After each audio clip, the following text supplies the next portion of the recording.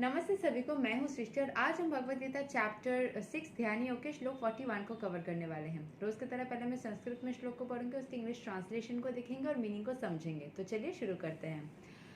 प्राप्य पुण्य कृतम लोकान उसित्वा ससवति समः शुचीनां श्रीमतां गेहे योगा भ्रसतो विजयते।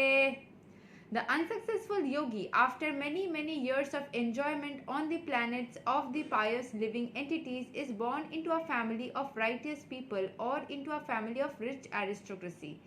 So जो पहले जैसे पूछा था ना इसने अर्जुन ने कृष्ण भगवान को कि योगी बहुत कष्ट करने के बाद अगर अनसक्सेसफुल हो जाते हैं तो उसके साथ क्या होता है। तो फिर जैसे भगवान ने बोला कि एक बार अगर आपने भक्ति कर ली तो भक्ति को आप भूलते नहीं हो। और एग्जैक्टली क्या होता है, जो अनसक्सेसफुल योगी होते हैं, योग करते करते सक्सेसफुल नहीं हुए, तो उन्होंने बहुत सारा साल ऐसे जब वो पायस तरीके से जीते हैं, उसके बाद या तो वो एक सही इंसान, एक दूसरा भक्त के घर में जन्म ले लेते या फिर वो एक राजा के घर में या फिर रिच किसी घर में जन्म लेते ताकि वो उस चीज़ को सही से पालन कर पाए। और उनका वो as a fruits of his action बन के भी आता है। उन्होंने अच्छा काम किया है इतना दिन तक, तो उसका फल स्वरूप भी उनको रिच एरिस्टोक्रेसी मिल जाती है। सो यहाँ के एक्सप्लेनेशन को पढ़ लेते हैं। The unsuccessful yogis are divided into two classes. One is fallen after very little progress and one is fallen after long practice of yoga. The yogi who falls after a short period of practice goes into the higher planets, where pious living entities are allowed to enter. After prolonged life there, one is sent back to the planet to take birth in the family of righteous Brahmana, Vaishnava, or in the aristocratic merchants.